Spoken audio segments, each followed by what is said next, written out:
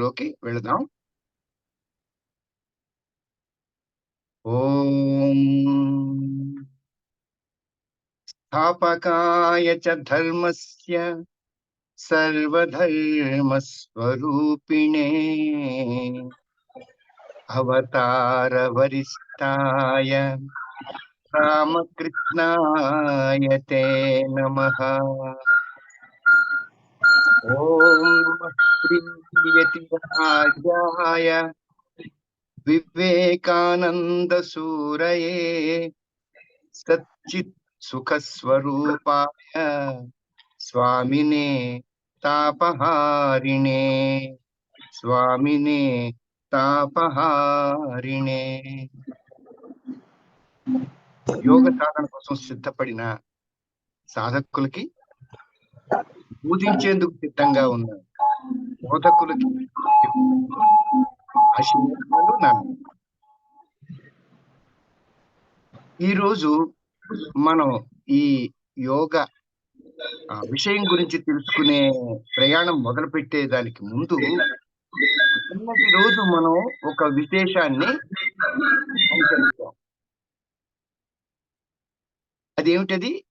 శ్రీరామ నవమి అనే ఒక అద్భుత కార్యక్రమాన్ని మనం ఈ రామ అనే నామం కేవలం రామచంద్రుడికి పెట్టిన తర్వాత వచ్చిన నామం కాదు.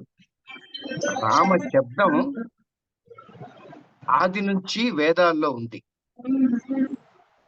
వశిష్ఠుడికి శ్రీరాముడికి నామకరణం చెయ్యాలి అన్నప్పుడు సూర్యవంశంలో పుట్టాడు కాబట్టి శ్రీరామచంద్రుడు అని పేరు పెడితే, రా అంటే కిరణము, కిరణం ద్వారా వచ్చే ఆ శక్తి అంటే సూర్యశక్తి, చంద్రునిలో ఉండే ఒక చల్లదనం రెండూ కూడా కలిసి ప్రజలకి మంచి పరిపాలన అందించే ఒక అద్భుతమైన రాజుగా తయారవుతాడనే ఉద్దేశంతో వశిష్ఠుడు, వారి కులగురువు అయిన వశిష్ఠుడు ఈ నామాన్ని శ్రీరామచంద్రుడికి పెట్టడం జరిగిందన్నమాట. రా అంటే వెలుగు, కిరణము, మా అంటే వచ్చి వరించుగాక. అంటే మనం కూడా ఈ రామ శబ్దాన్ని పలికినందువల్ల ఏం జరుగుతుంది అంటే, సెలెస్టియల్ అంటే కాస్మోస్ లో ఉన్న ఆ దివ్యమైన శక్తి మనల్ని వచ్చి వరిస్తుంది. రామ రామ అని తలిచినంత మాత్రానే విశ్వంలో ఉండే ఆ విశ్వశక్తి కిరణాలు, కాస్మిక్ కిరణాలు అని చెప్పేసి అంటూ ఉంటాం, అవి సూర్యుని ద్వారా వచ్చి మనలో ప్రవేశిస్తాయి. మనందరికీ తెలుసు, సూర్యుడి వల్ల మాత్రమే ఈ జీవజాలమే కానివ్వు, మనం చుట్టూ ఉన్న ఈ ప్రపంచంలోని ప్రతిదీ కూడాను సృష్టి, స్థితి, లయ అని 3 స్థితులకు కూడాను సూర్యుని వల్లే జరుగుతుంది. అందుకనే ఆయన ఏమంటాం మనం? ప్రత్యక్ష నారాయణుడు అని చెప్పేసి వ్యవహరిస్తాం అన్నమాట. ఇప్పుడు శ్రీరామచంద్రుడు గూర్చి ఏదో మిగతా వాళ్ళు ఏదైతే చెప్పారని కానీ, వారి శత్రువులైన వారు చెప్పిన మాటలు మనం 2 వింటే గనక శ్రీరామచంద్రుడి గురించి మనకి సమగ్రమైన అవగాహన వచ్చేస్తుంది. ఏంటంటే, మారీచుడిని అడుగుతాడు రావణాసురుడు, రాముడు ఎలాంటి వాడని చెప్పేసి. అనగానే మారీచుడు చెప్తాడు, రామో విగ్రహవాన్ ధర్మ సాధు సత్య పరాక్రమ అని రాముణ్ణి గురించి విశేషంగా చెప్తాడు.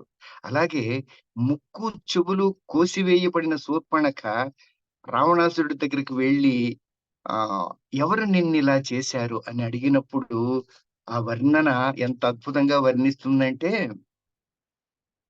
ఎలా ఉంటాడు, ఎవరు రాముడు అని అడిగానే, తరుణౌ రూప సంపన్నౌ సుకుమారౌ మహాబలౌ పుండరీక విశాలాక్షౌ చీర కృష్ణాజినాంబరౌ ఫలమూలాశినౌ దాంతౌ తాపసౌ బ్రహ్మచారిణౌ పుత్రౌ దశరథస్యైతౌ భ్రాతరౌ రామలక్ష్మణౌ శరణ్యై సర్వసత్వానాం శ్రేష్ఠౌ సర్వధనుష్మతాం అని అంటారు. ఇతడెవరు?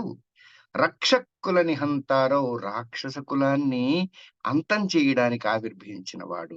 త్రాయేతాంనో రఘుత్తమౌ నాయనా రక్షించు అని శరణు కోరిన వారందరినీ కూడా రక్షించేవాడు అని ఎంత విశేషంగా రాముడి గురించి చెప్పింది.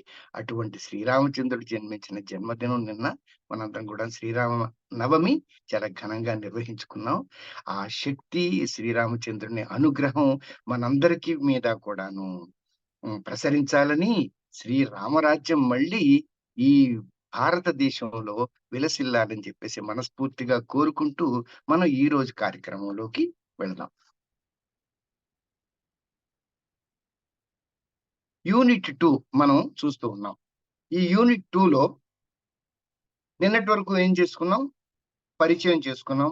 దీని గురించిన ఉద్దేశాలు, యోగా వలన లాభాలు, విద్యగా యోగా తెలుసుకుంటూ వ్యక్తిత్వ వికాసానికి యోగా ఏ విధంగా ఉపకరిస్తుంది?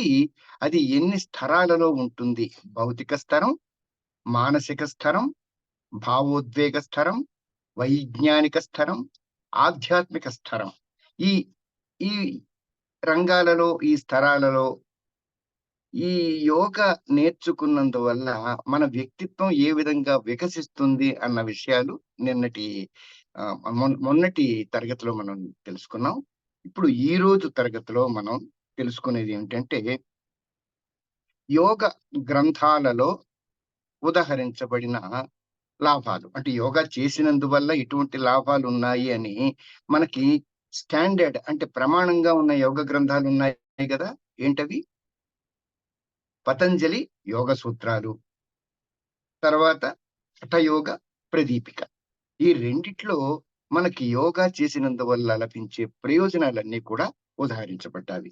అవి ఏమిటి అనే దాన్ని మనం క్లుప్తంగా పరిశీలిద్దాం. యోగా అంటే సమగ్ర వ్యక్తిత్వ వికాసం అందుకునేందుకు ఒక విధానం. ఇందులో ఏం జరుగుతుంది? ఒకటి, కండరాల స్థాయిలో శరీరం మొత్తం మీద గాఢమైన విశ్రాంతి లభిస్తుంది. అలాగే మన శ్వాస ప్రాణ స్థాయిలో నిదానించి సమతులన అంటే సమతుల్యతను సాధిస్తుంది. మన సృజన శక్తి ఉంది కదా! అది ఇనుమడిస్తుంది. అలాగే నిశ్చయాత్మకత అని చెప్పేసి అంటాం మనం.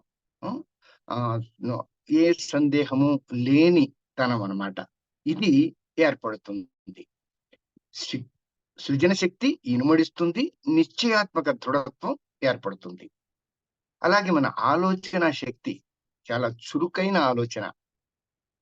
తర్వాత మేధాశక్తిలో ప్రశాంతత. చురుకైన ఆలోచన అని చెప్పేసి ఎప్పుడు గడబిడగా ఆలోచించడం కాదు. స్థిరచిత్తం. యోగః చిత్తవృత్తి నిరోధః అని చెప్పేసి అన్నారు కదా! చిత్తంలో ఉండే అశాంతి అంతా పోయి శాంత చిత్తం ఏర్పడుతుందన్నమాట. జీవితంలో సంతోషం ఇనుమడిస్తుంది. ఈ భావోద్వేగ స్థాయి అంటాం కదా! భావాలు, ఉద్రేకాలని చెప్పేసని ఈ స్థాయిలో సమచిత్తత ఏర్పడి, భావోద్వేగాల ప్రభావం మన మీద ప్రసరించకుండా, మన వల్ల ఎదుటివారికి మన భావోద్వేగాల వల్ల ఇబ్బంది లేని అవగాహన మనకి ఏర్పడి, సమచిత్తత ఏర్పడుతుందనమాట. అలాగే మనందరం గూడాను మన దివ్యత్వాన్ని మరిచిపోయి జీవిస్తూ ఉన్నాం ఈ భౌతిక ప్రపంచంలో పడి. ఈ భౌతిక ప్రపంచంలో ఉంటూనే మనలోని దివ్యత్వాన్ని గ్రహించేందుకు, అది మన జీవితంలోని అన్ని కోణాలలో కూడాను ప్రతిఫలించేందుకు కావలసిన ఆహ్, సమచిత్తత, అలాగే అవగాహన, ఆచరణాత్మక శక్తి ఈ 3 కూడాను మనకి యోగ సాధన వల్ల సమకూరుతుందన్నమాట.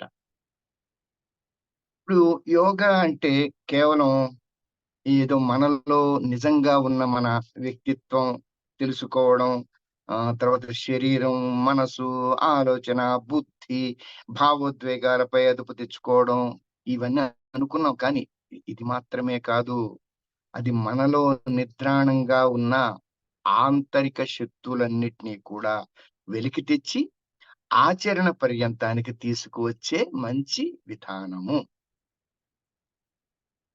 ఇప్పుడు మనిషి దినదినం పురోభివృద్ధి చెందుతాడు అని చెప్పేసనంటాం. ప్రతిరోజు ఎదుగుతున్నాం. ఈ పురోభివృద్ధి చెందుతున్న కొద్దీ కూడాను ఏం జరుగుతుంది? హ్మ్.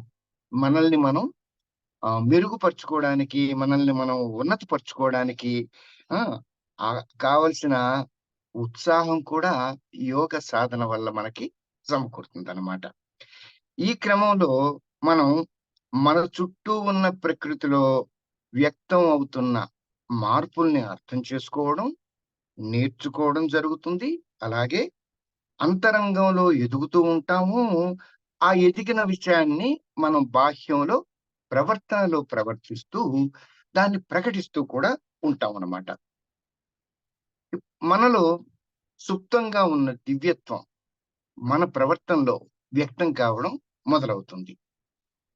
మనలోని హీనమైన జంతు ప్రవృత్తి సంబంధించిన ప్రవర్తనలైన 6 శత్రువులు మనలో ఉన్నారని జెప్పేసి అంటారు కదా! ఏంటవి? అరిషడ్ వర్గాలంటాం వాటిని. అరి అంటే శత్రువు. షడ్ అంటే 6. ఈ 6 రకాల శత్రువులు మనలో ఉన్నాయంట. అవి దేని వలన సంబంధించినవన్నీ కూడాను మనలోని జంతు ప్రవృత్తికి సంబంధించినయి. మనం జంతు స్థాయి నుంచి ఎదిగాం మానవుడిగా. కానీ అప్పుడప్పుడు అవి తొంగి చూస్తా ఉంటాయంట. ఏంటవి? అవి మొదటిది కామము. అంటే దానర్థం కోరిక. కామ. రెండవది క్రోధ అంటే కోపం. 3 లోభ అంటే లోభిత్వం. అంటే ఈ ఈ అన్నీ ఉన్నా సరే ఏది లేదు అని జెప్పేసని భావించడం అన్నమాట. లేని దాని గురించి ఏడవడం.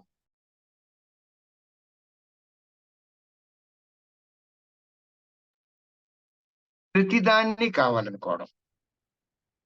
అన్నీ నాకే కావాలనుకోవడం. ఇది దాన్నే మనం వ్యామోహం అని అంటాం. తరువాత మద. మదం అంటే ఏంటంటే అహంభావం అన్నమాట. నన్ను మించిన వాడు లేడు. నేనే సమర్థుడిని. మిగతా వాళ్ళందరూ కూడా వెధవలు. ఈ విధమైన భావ ఆలోచన అన్నమాట. అది మతం అంటాం. తర్వాత మత్సరం. మత్సరం ఏంటి? నాకు లేనిది ఎదుటివాడికుందే, ఎదుటివాడికున్నంత నాకు లేదే అనే ఈ భావాలున్నాయి కదా! అదే దాన్ని మనం ఏమంటామంటే అసూయ అని జెప్పేసని వ్యవహరిస్తాం. ఈ వీటన్నిటికి బానిసగా ఉండడం యోగా చేసినందువల్ల నిరోధించబడుతుంది. ఇప్పుడు ఈ విధంగా జరిగినందువల్ల ఏమవుతుంది? ఆధ్యాత్మికమైన ఎదుగుదల అనే దానికి పునాది మనకి యోగ సాధన వల్ల ఏర్పడుతుందన్నమాట. ఇప్పుడు ప్రఖ్యాత శాస్త్రవేత్తలని జెప్పేసంటాం. అలాగే గొప్ప సత్యాన్వేషకులు అని జెప్పేసంటాం. అంటే తాత్వికులు, తత్వజ్ఞులు, తత్వశాస్త్రజ్ఞులు అని జెప్పేసి అంటాం గదా! ఇప్పుడు వీళ్ళు తెలియని విషయాలను తెలుసుకోవాలి అని జెప్పేసని ఒక చొరవ చూపిస్తూ ఉంటారు. ఏదన్నా విషయం తెలుసుకోవాలని జెప్పేసంటే ఏ సందేహం లేకుండా ఆ రంగంలోకి ఒక ప్రయత్నం చేస్తారనమాట. అది నిస్సందేహాన్ని కలిగి ఉండడం. అది వారికి నిజం చెప్పాలంటే ఒక అంటే తెలియని స్థలంలోకి వెళ్తున్నారు గదా! దానికి చాలా ధైర్యం కావాలి, సాహసం కావాలి. ఇలా అంతరంగంలోకి వారికి గోచరమయ్యే నవ్య ప్రపంచపు దృశ్యాలు వారిని ఆకర్షిస్తాయి. ఈ ఆధునిక శాస్త్ర విజ్ఞాన కాలంలోని పరిశోధకులు విశేష ప్రజ్ఞను ప్రసాదించే యోగ సాధన పట్ల మక్కువ చూపిస్తూ ఆచరించి తద్వారా మరింత లాభం పొందుతున్నారు. ఇది రుజువైంది. ఇప్పుడు నిజానికి వారికంటే పూర్వీకులు ఈ విధానాలను అనుసరించి లాభం పొందడం వారు గమనించారు.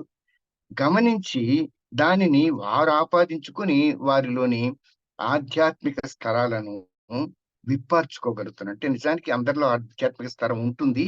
అది సుప్తావస్థలో ఉంటుందని జెప్పేసి తెలుసుకున్నాం గదా! ఈ సుప్తావస్థలో ఉన్న దాన్ని నుండి ఏ విధంగా బయటపడాలి? మనలోని ఈ ఆధ్యాత్మిక స్థరం ఏ విధంగా విప్పార్చుకొని, దివ్యత్వం ఏ విధంగా ప్రకటించబడాలి అనే విషయం మీద సరైన అవగాహన మనకి యోగ సాధన వల్ల తెలుస్తుందని పూర్వీకులు ఆచరించి లాభం పొందారు. అది గమనించిన మనం కూడాను దీన్ని ఆచరించడానికి సన్నిద్ధం అవుతామనమాట. ఆ! ఇప్పుడు నిజానికి అనేక సమస్యలకు సమాధానాలు తెలుసుకునే శక్తి కూడాను మనకి యోగ సాధన వల్ల లభిస్తుంది. ఈ ఈ వ్యక్తిత్వం వికసింపజేస్తూ ఉన్న శాంతి, సామరస్యం జీవితంలో స్థిరపరుస్తున్న యోగా వారికి అనుసరణీయమైంది. ఇది మన ఈ శాస్త్రజ్ఞులకి, తత్వవేత్తలకి కూడా. శాస్త్ర సాంకేతిక రంగాలో అందరూ అంగీకరించి అనుసరిస్తున్నారు కదా! అదే విధంగా యోగా కూడాను ఖ్యాతిని, ప్రఖ్యాతిని అంటే ఒకప్పుడు ఉన్నది మధ్యలో కొంతకాలం కనుమరుగైపోయింది. ఇది 1000 సంవత్సరాల విదేశీ పరాయి పరిపాలన వల్ల మన జ్ఞానాన్ని, మన ధర్మాన్ని మనం కోల్పోవడం జరిగింది కాబట్టి, ఆ కోల్పోయిన సత్యాన్ని, ధర్మాన్ని ఆధారంగా తీసుకొని నిర్మించబడిన ఆహ్, ధర్మం గాబట్టి భారతీయ సనాతన ధర్మం, సనాతన ధర్మంలో ఒక భాగమైన యోగాని అందరూ కూడా అంగీకరించి దీన్ని తిరిగి అనుసరిస్తూ ఉన్నారన్నమాట. యోగం అంటే నిజానికి వయసు కానీ, లింగం అంటే స్త్రీ, పురుష భేదం కానీ, కులం కానీ, మతం కానీ, వర్గం కానీ, ఈ విభేదాలు ఏవీ లేకుండా అందరూ కూడా తమ తమ అభివృద్ధికి కానివ్వండి, ఎదుగుదలకు కానివ్వండి, అనుసరించగలిగిన ఏకైక మార్గం, గొప్ప శాస్త్రం అని రుజువయింది. అందరూ అంగీకరించారు కూడా. ఇప్పుడు యోగా, ఆరోగ్యం ఈ రెండిటికి ఉన్న సంబంధాన్ని చూద్దాం. రోగాలను నిరోధించడానికి, తర్వాత సానుకూల ఆరోగ్యం అంటే ఆహ్, పాజిటివ్ హెల్త్ అని జెప్పేసి అంటాం గదా! Positive health.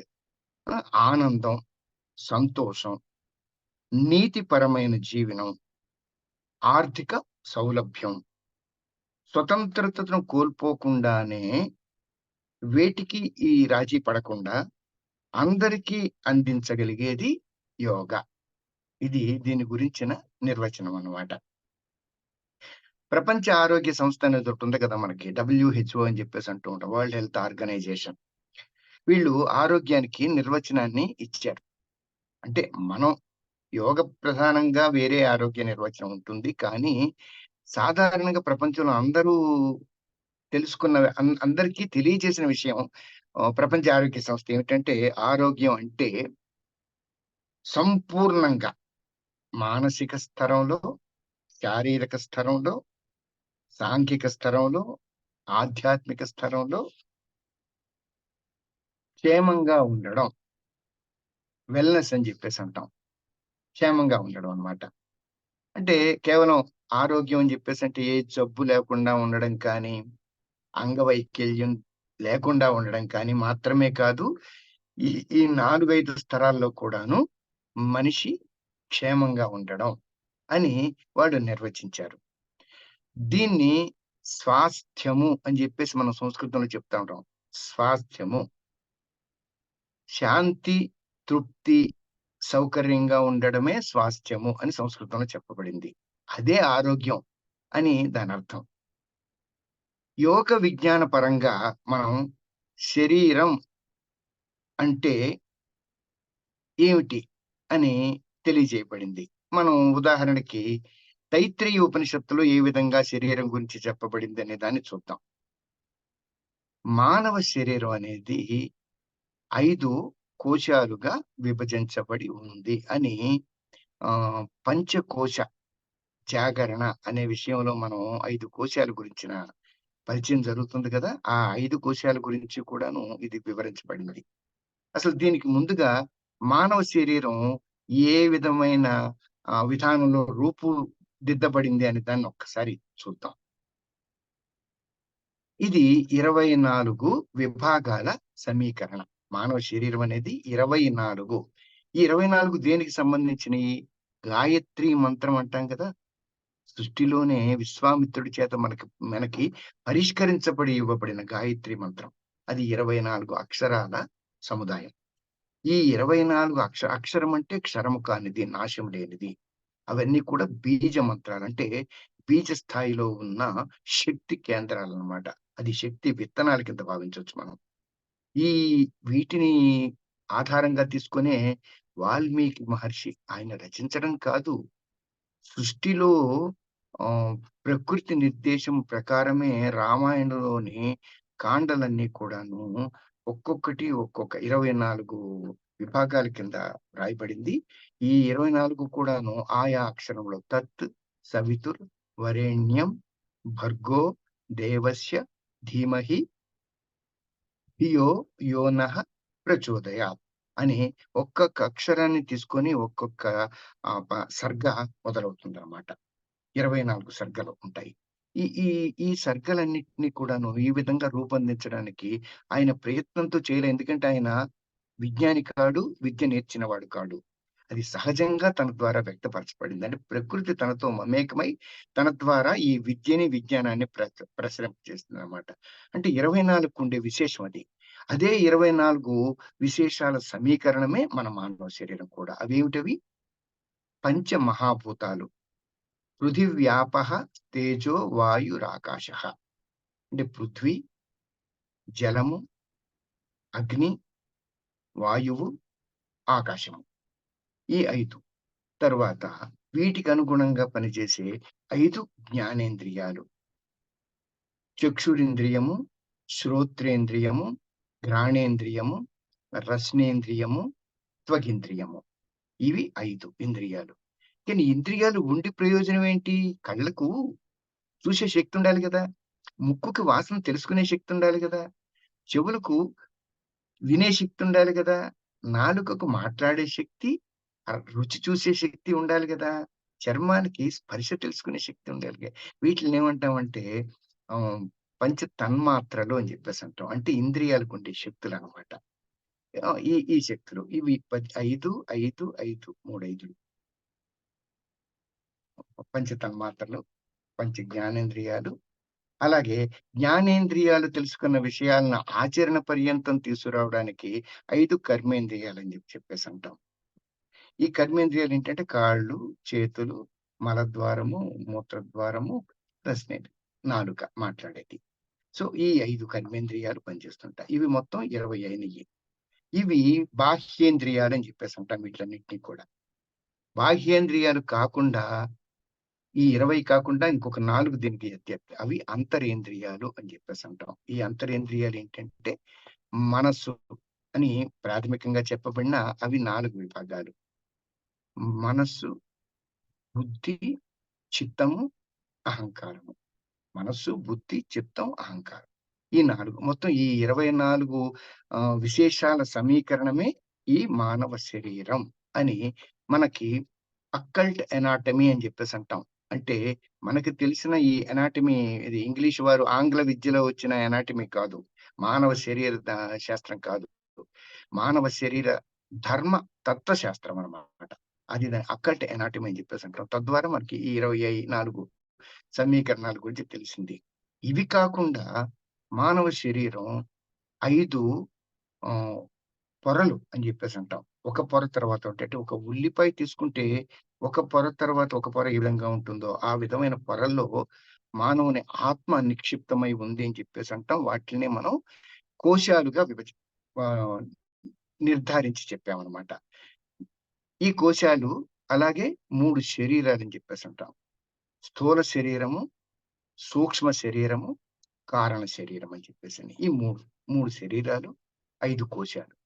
వీటన్నిటి జ్ఞానము కూడా మనకి యోగ సాధన వల్ల అవగతం అవుతుంది. తెలిసినందువల్ల ఏ విషయానికి ఎంత ప్రయోజనం ఉంది అని, ఆ ప్రయోజనాన్ని సంపూర్ణంగా అర్థం చేసుకొని ఆచరణలో చేసే ప్రయత్నం చేస్తామన్నమాట. ఇప్పుడు మనం తైత్రీయ ఉపనిషత్తులో చెప్పబడిన పంచకోశాలు అంటే ఏమిటి? ఈ పంచకోశాల గురించిన వివరాల్ని క్లుప్తంగా పరిశీలిద్దాం. మొదటిది అన్నమయ కోశం. ఈ అన్నమయ కోశం ఏంటిది? ప్రపంచంలోని ప్రతీదీ కూడా పుట్టిన తర్వాత ఎదిగేది అంతా కూడా దేనితో జరుగుతుంది? పోషణతో జరుగుతుంది. ఈ పోషణ మనకెక్కడి నుంచి లభిస్తుంది? అన్నం ద్వారా లభిస్తుంది. అన్నాద్ భవంతి భూతాని పర్జన్యాద్ అన్న సంభవః. యజ్ఞాద్ భవతి పర్జన్యో యజ్ఞ కర్మ సముద్భవః అని చెప్పేసని భగవద్గీతలో శ్రీకృష్ణ పరమాత్మ మనకి తెలియజేస్తాడన్నమాట. అన్నంలోనే పుడుతూ ఉన్నది. అన్నంతోనే లయమవుతూ ఉన్నదనమాట. అంటే అన్న పదార్థంతో రూపొందించబడిందే మానవ శరీరం కూడా. దీన్ని మనం భౌతిక శరీరం అంటే, ఆ భౌతిక శరీరాన్నే ఒక విధంగా ఏం చెప్తామంటే అన్నమయ కోశము అని జెప్పేసి అంటామన్నమాట. ఇవి ఇందాక అనుకున్నాం కదా మనం పాంచభౌతికం. ఈ శరీరం పాంచభౌతికం.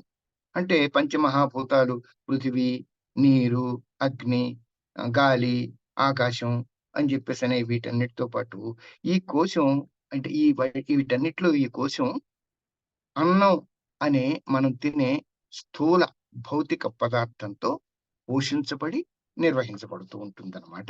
ఈ అన్నమయ కోశం అనేది. రెండవది ప్రాణమయ కోశం. ప్రాణ అంటే అది మామూలు శక్తి కాదు. ఈ విశ్వం మొత్తం సంచాలనం జరుగుతూ ఉన్నదే, ఆ కనపడకుండా ఈ విశ్వ సంచాలనాన్ని జరిపించే శక్తినే మనం ప్రాణశక్తి అని చెప్పేసి అంటాం. అది మనలో కూడాను వాయు రూపంలో లోపలికి వెళ్లి బయటికి వస్తూ ఉన్నది కాబట్టి, ఈ ప్రాణ సంచలనం జరుగుతూ ఉన్నంత వరకు కూడా మనం జీవించి ఉన్నాం. ప్రాణ సంచలనం ఒకసారి లోనికి వెళ్ళిన గాలి బయటికి వచ్చిన గాలి లోనికి వెళ్ళని మరుక్షణం ఏమంటాం మనం? మరణం అని జెప్పేసని వ్యవహరిస్తాం. ప్రాణం అనేది విశ్వం యొక్క మూల చాలక శక్తి. ఇది మన శరీరం యొక్క బయట, చుట్టూ పరివ్యాప్తమై ఉంటుంది. అలాగే ఈ శరీరం లోపల కూడా ఉంటుంది. ఈ అన్నమయ కోశంగా నిర్మించబడుతుంది కదా! స్థూల శరీరం అని జెప్పేసి అంటాం. అంటే దీంట్లో ఏంటి? కణాలు, కండరాలు, ఆర్గాన్స్ అంటే అంగాలు, ప్రత్యంగాలు, ఈ సిస్టమ్స్ అని చెప్పేసంటే అవి అవి నిర్వహించబడే విధానాలు వీటన్నిటితో కదా ఈ మన జీవనం జరుగుతూ ఉంది. వీటన్నిటికి కూడాను ప్రవర్తించడానికి కావలసిన శక్తి ఈ ప్రాణమయ కోశం నుంచి మనకి అన్నమయ కోశానికి అందుతుందన్నమాట. ఇది అలాగే అది ప్రసారం చేస్తూ ఆరోగ్యంగా ఈ శరీరం జీవించడానికి కావాల్సిన శక్తిని ప్రాణశక్తి ద్వారా అందిస్తుంది. ఏది? ఈ ప్రాణమయ కోశం. తరువాత మనోమయ కోశం మూడోది. మనస్సు అంటే మనందరికీ తెలుసు. సంకల్ప వికల్పముల సంఘాతము. అంటే చూసారా మనసులో అప్పుడే ఒక నిర్ణయం చేస్తాం. వెంటనే ఎందుకులే ఎక్కడ చేయగలం అనే వికల్పం చేస్తాం. ఈ సంకల్పం, వికల్పాలు నిరంతరం సాగుతూ ఉండే, అంతర్మథనం జరుగుతూ ఉండే ప్రదేశాన్ని మనం మనస్సు అని జెప్పేసి అంటాం మనం. ఆ! ఆలోచనల సమ్మేళనం. జ్ఞానేంద్రియాలతో మనం పొందుతూ ఉన్నాం గదా!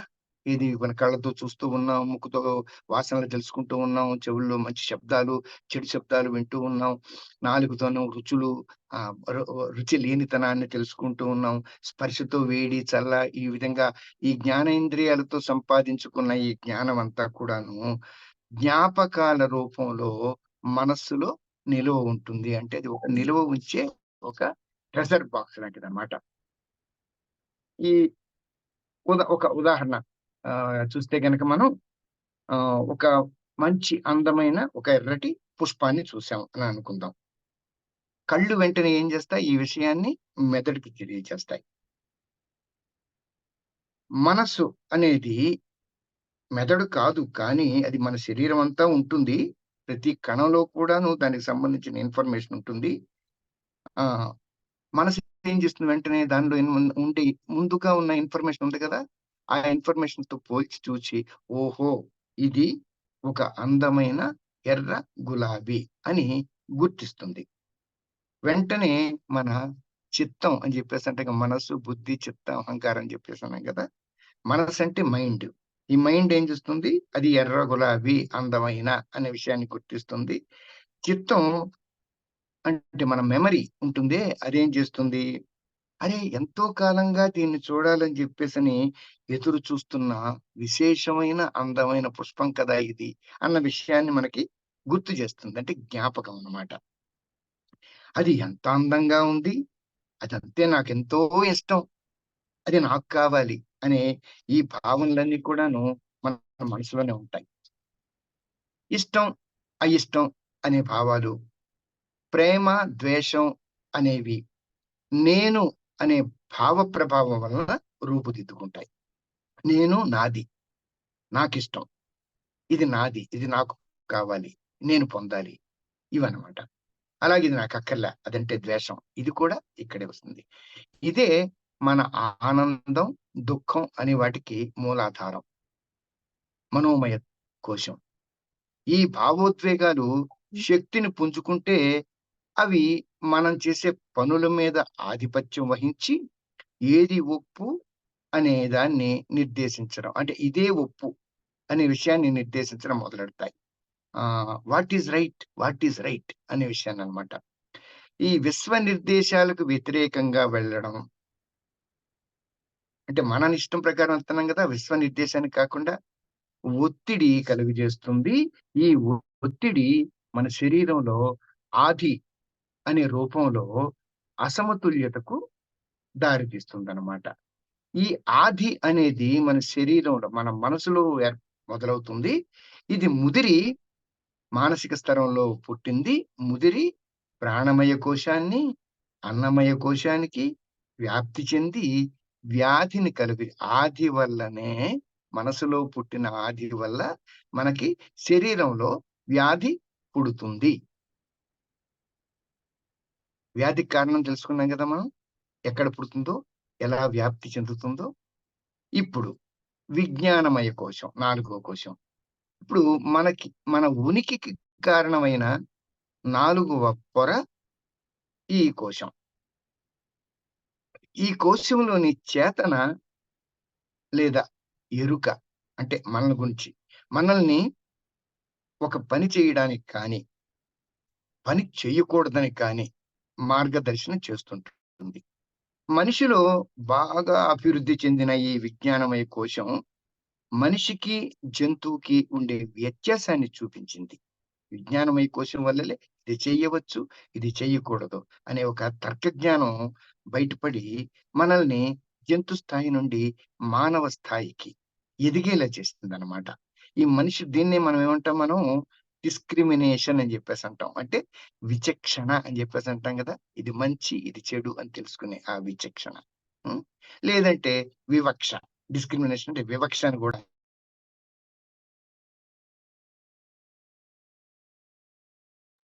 ఈ బుద్ధికి ఈ కోశమే కారణం. చివరిగా మనం ఐదో కోశం ఏంటంటే ఆనందమయ కోశం. పరమాత్మ, సత్యస్వరూపుడు, సత్యం, జ్ఞానం, అనంతం, బ్రహ్మ అని జెప్పేసి అంటాం గదా మనం.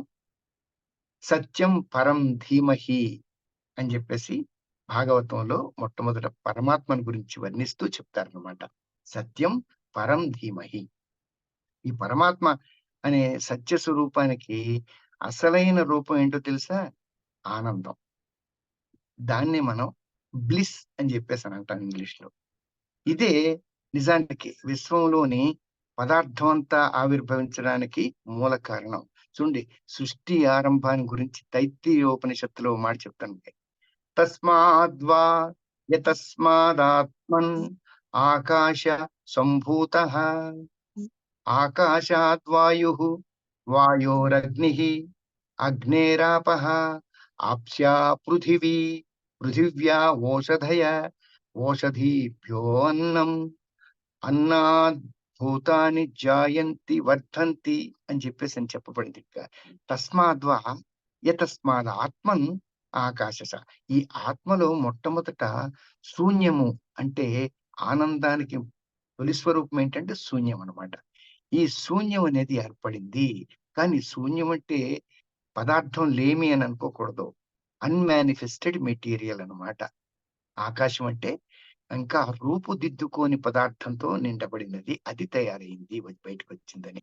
అని చెప్పేసంటే అప్పుడిప్పుడు పరమాత్మ ఆనంద స్వరూపుడు. శ్రీమదానంద నిలయవాసః అని జెప్పేసి అంటాం గదా!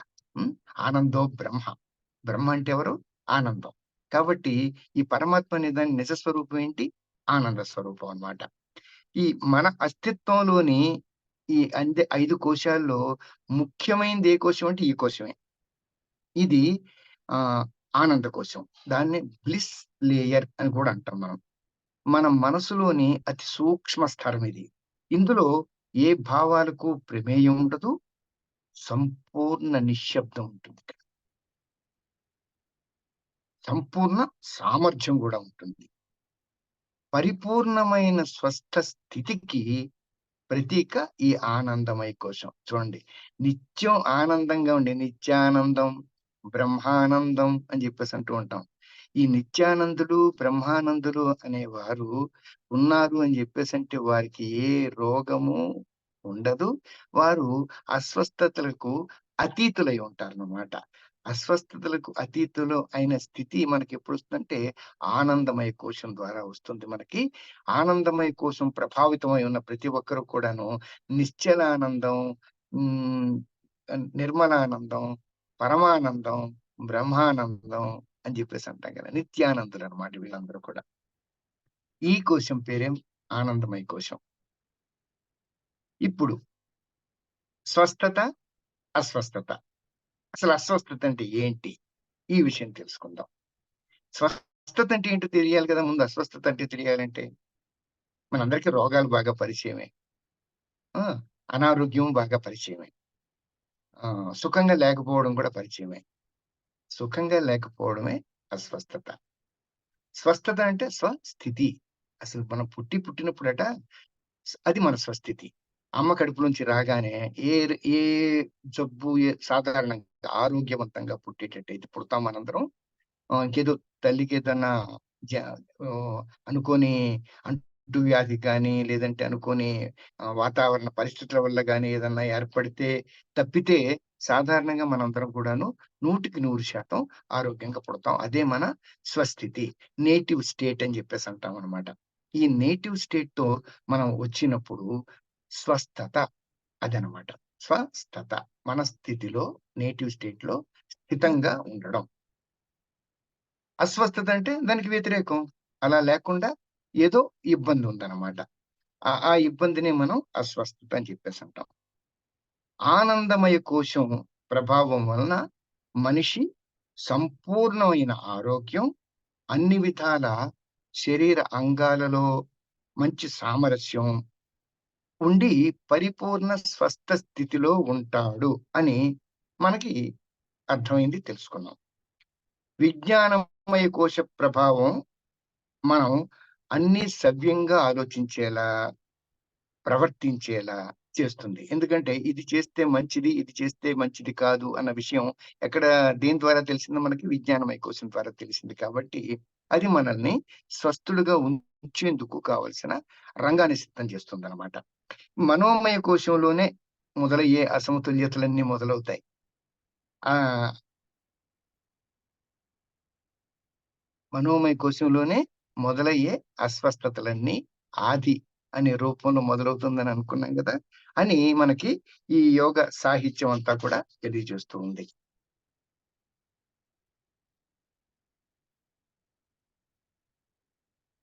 అది ఎలా మొదలవుతుంది? ఇష్టం, అయిష్టం అనేవి మన మనసులో తమ ఆటని మొదలెడతాయి. ఇది నెమ్మదిగా పెరుగుతుంది. పెరిగి ఆధి అనే ఒక మనోవైక్లభ్యం మొదలవుతుంది. ఈ స్థితిలో భౌతిక శరీరం మీద ప్రభావం పెద్దగా కనబడదు. అప్పుడు అజ్ఞానం అంటే మనలోని ఆనందం అసలు స్వరూపం అనే ఆ స్థితిని మర్చిపోవడమే అజ్ఞానం. అదే అవిద్య అని జెప్పేసంటాం.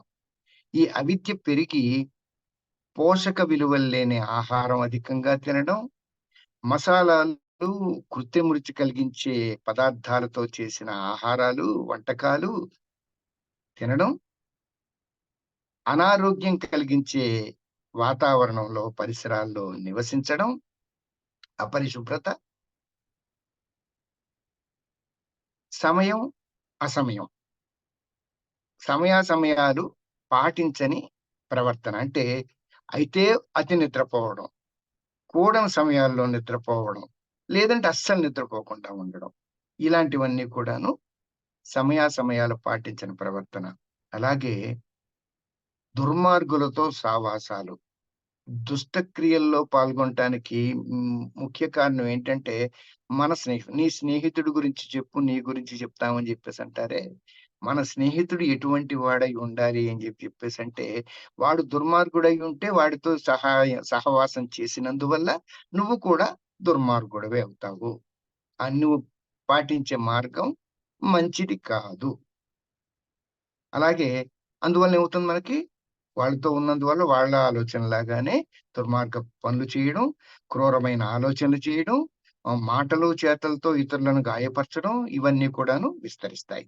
దీంతో శరీరం అప్పుడు ప్రభావితం అవుతుంది. ఈ ఆది ఏమవుతుంది?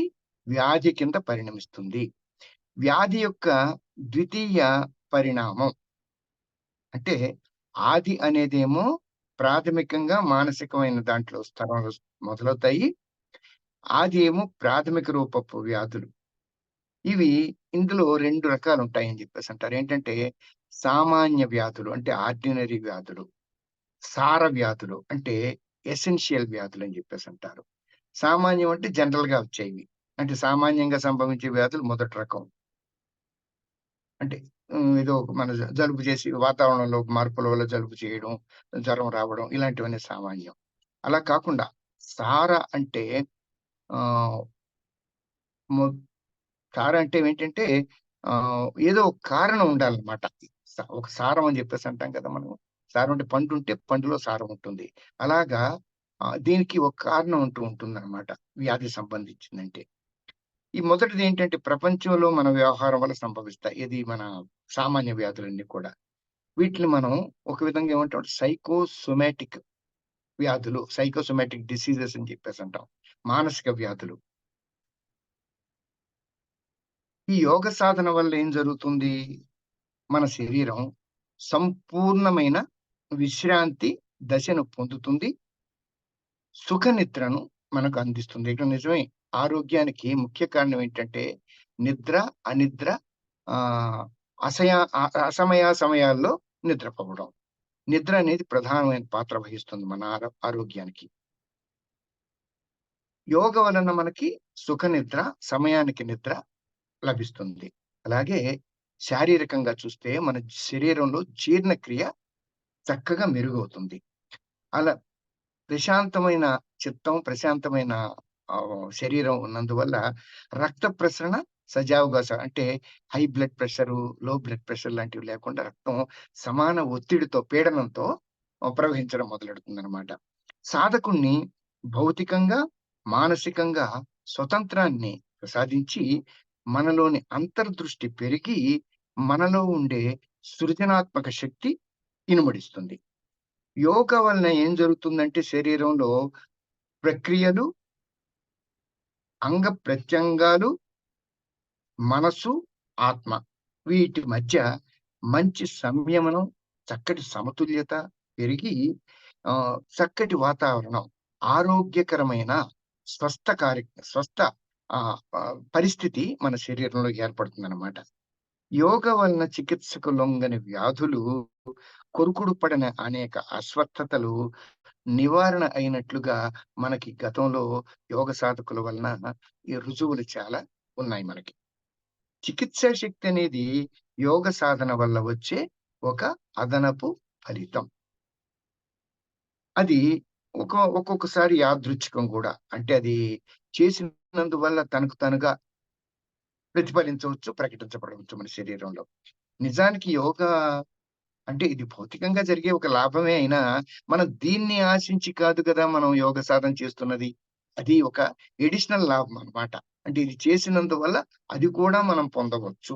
ఆరోగ్యం అనేది శరీరంలో తనకు తనుగా చికిత్స చేసుకునే శక్తి ప్రతి శరీరానికి ఉంటుంది. ఆ ఉన్న శక్తి తద్వారా మనకి ఇనుమడించ చేయబడుతుంది యోగ సాధన వల్ల. కానీ నిజానికి యోగా యొక్క ముఖ్యోద్దేశ్యం ఏంటంటే, మనల్ని ఆధ్యాత్మికంగా ఉన్నత స్థితికి చేర్చడం. మనం ఈ విషయాన్ని మాత్రం ఎప్పటికీ మర్చిపోకూడదు. భౌతికమైన లాభాలు వస్తే వస్తాయి గనక, కానీ అసలైన లాభం ఏంటంటే మనం ఆధ్యాత్మిక ఉన్నతి.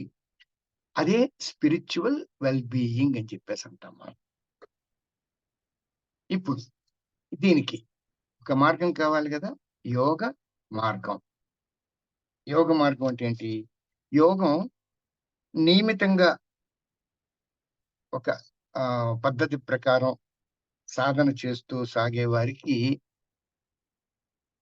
మంచి అభివృద్ధి శారీరకంగా, మానసికంగా కనిపిస్తుంది.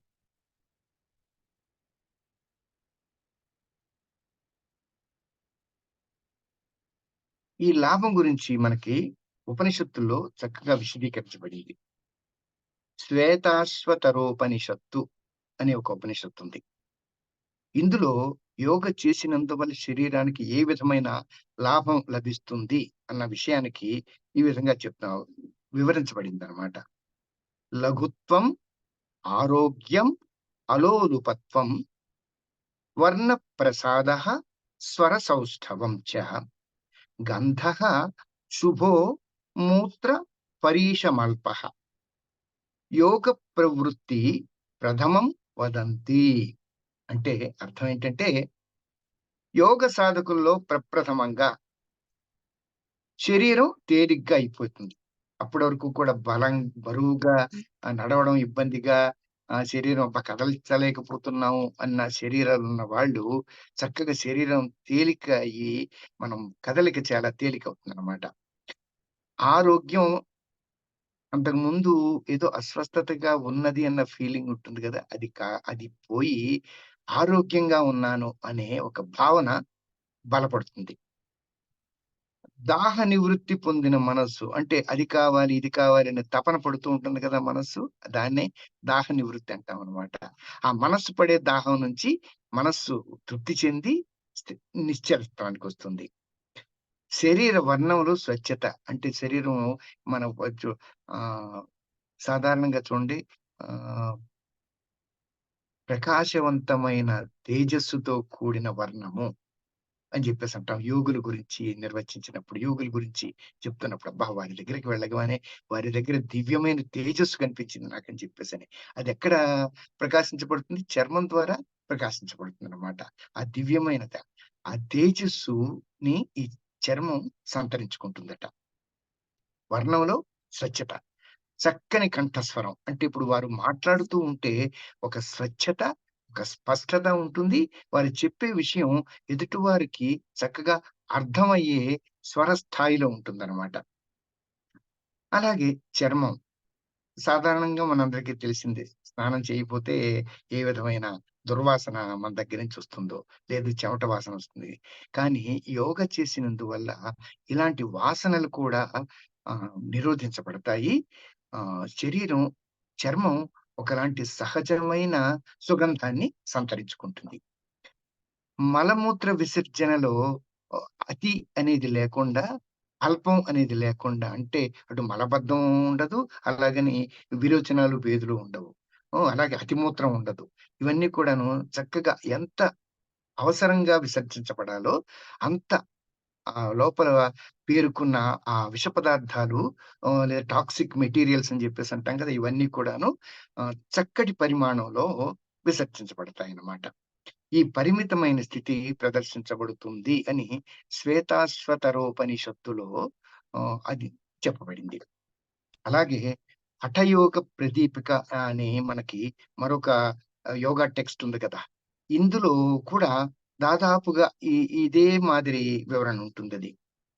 వపుః కృశాత్వం, వదనే ప్రసన్నత, నాదస్ఫుటత్వం, నయనే సునిర్మలే, అరోగత, బిందుజయోగ్ని, టిపానం, నాడీ విశుద్ధి, వఠ సిద్ధి లక్ష్మణం, వట సిద్ధి లక్షణం.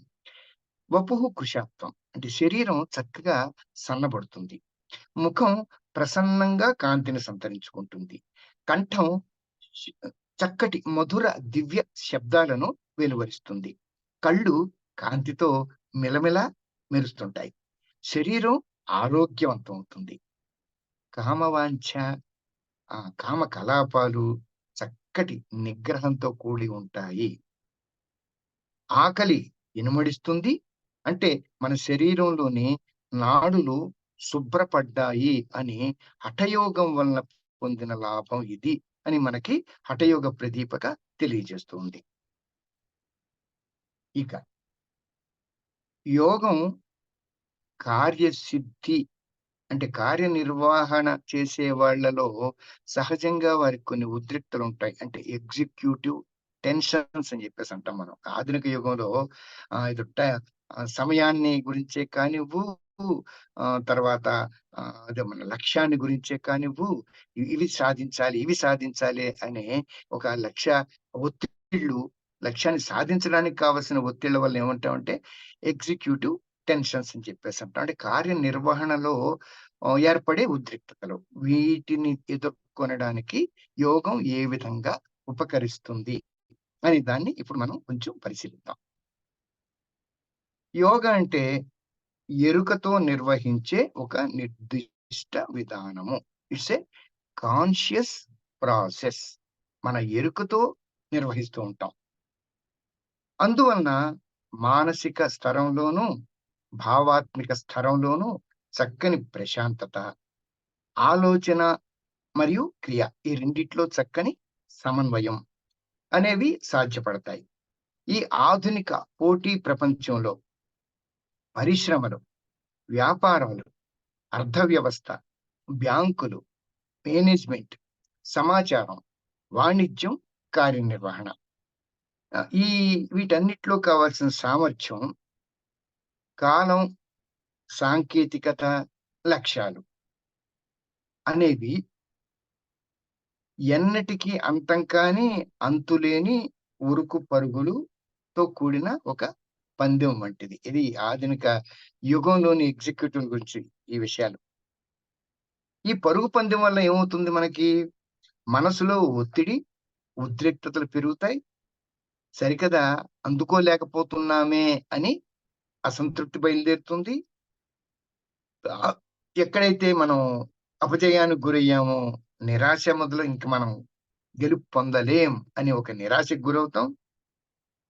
కాలానుగుణంగా ఏమవుతుంది? ఇవన్నీ కూడాను మనలో మానసికంగా, సాంఘికంగా ఒత్తిడిని విపరీతంగా పెంచి, భావోద్వేగాలను పొంగి పొర్లించి, ఆహ్, ఆ భావోద్వేగ మా ఎమోషన్స్ అనే దాంట్లో ఉండే ఆ శక్తిని వృధా చేస్తుంది.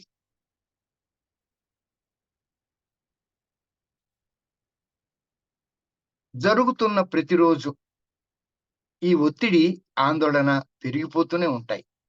కార్యనిర్వహణలో ఉద్రిక్తత మరింత పెరుగుతుంది. నిర్వహణా సామర్థ్యం క్రమంగా నశించేలా చేస్తుంది. తగ్గుతూ క్రమంగా నశించిపోతుంది. తద్వారా మానసిక వైక్లభ్యం పెరుగుతుంది. సైకోసోమాటిక్ డిసీజెస్ అని చెప్పేసి అంటూ ఉంటాం. మానసిక వైజ్ఞానిక సంబంధించిన అస్వస్థతలు. ఇవి ఈ మానసిక అస్వస్థతలన్నీ కూడాను పెరిగిపోయేలా చేస్తుంది. మేనేజ్మెంట్ డెవలప్‌మెంట్ ప్రోగ్రామ్స్ అనేవి ఫలితాలను సాధించడం అనే లక్ష్యాన్ని ఉద్దేశించి రూపొందించబడతాయి. నిజానికి అవి నిర్వహణను నేర్చుకుందామనుకునే ఉత్సాహవంతుల్ని ఆకర్షించడానికి ఉద్దేశించబడిన ఎరలు అంటే అటు మనం చేపను పట్టుకోవడానికి ఏ విధంగా ఎర వేస్తామో, ఈ ఉత్సాహవంతులైన ఈ కొత్తగా ఈ రంగంలోకి ప్రవేశిస్తున్న వారిని ఆకర్షించడానికి తయారు చేయబడిన ఒక ఎరలు వంటివన్నమాట. నిర్వహణ ప్రజ్ఞలను పెంచే సూత్రాలను నేర్చుకుంటారు కానీ, ఈ ప్రోగ్రాముల వలన కలిగే ఎగ్జిక్యూటివ్ టెన్షన్స్ అనే కార్యనిర్వాహక ఉద్రిక్తతను ఉపశమింపచేసే మార్గదర్శనాలు మాత్రం వీరికి ఎంత మాత్రం తెలియచెయ్యబడవు. మనం వ్యక్తిగత నిర్వహణ అంటాం కదా! Self management. తద్వారా ఎగ్జిక్యూటివ్ టెన్షన్ దాన్ని ఏమంటామంటే self management through executive SMVT అని చెప్పేసి అంటాం మనం దీన్ని. ఐఆర్ఐ అని చెప్పేసి అని అంటాం మనం. ఐఆర్టీ అని చెప్పేసి మనం నేర్చుకుంటాం యోగాలో. ఐఆర్టీ అంటే ఇన్‌స్టంట్ రిలాక్సేషన్ టెక్నిక్. అలాగే క్యూఆర్టీ అనేది కూడా మనకి పరిచయం అవుతుంది. Quick relaxation technique. ఇంకోటి ఏంటంటే డిఆర్టీ.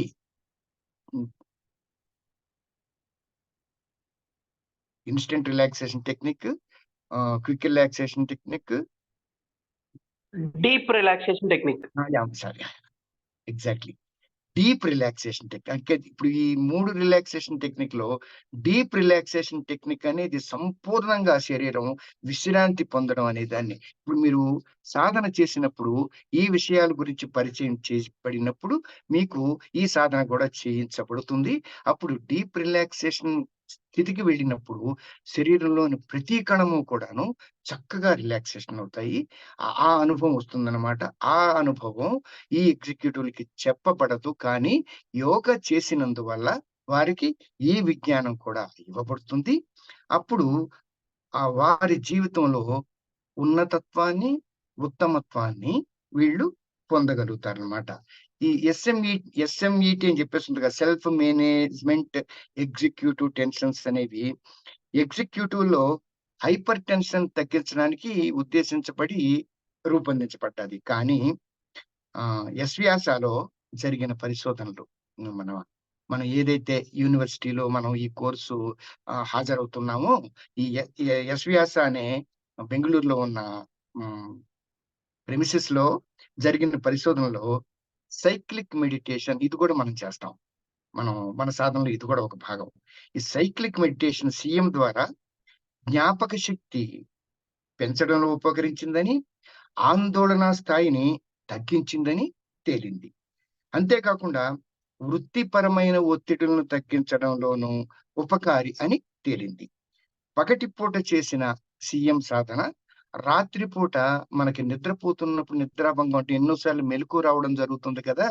పగటిపూట గనక మీరు సీఎం గనక సైక్లిక్ మెడిటేషన్ ప్రాక్టీస్ చేస్తే అది రాత్రిపూట జరిగే ఆ నిద్రాభంగాల యొక్క స్థాయి తగ్గి సుఖనిద్ర ఏర్పడింది అన్న విషయం కూడాను మన వ్యాస యూనివర్సిటీ వారు పరిశోధించి దాని యొక్క ఫలితాలను మనకి తెలియజేశారన్నమాట. అలాగే మనకి అవేర్‌నెస్ అని జెప్పేసి అంటాం కదా! విషయాల గురించిన అవగాహన. ఈ అవగాహన శక్తి కూడా పెరిగిందంట. అలాగే కన్‌ఫ్యూజన్ అని జెప్పేసంటే మనం అన్నిటికి కూడాను సందేహపడుతూ ఉంటాము, కంగారు పడుతూ ఉంటాం. ఈ కంగారు పడే శక్తి కంగారు పడే ఇది తగ్గుతుంది.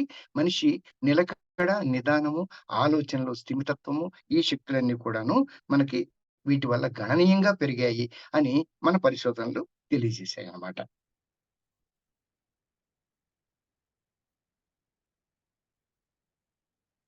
ఇంకా మనకి కొద్దిపాటి విషయాలున్నాయి.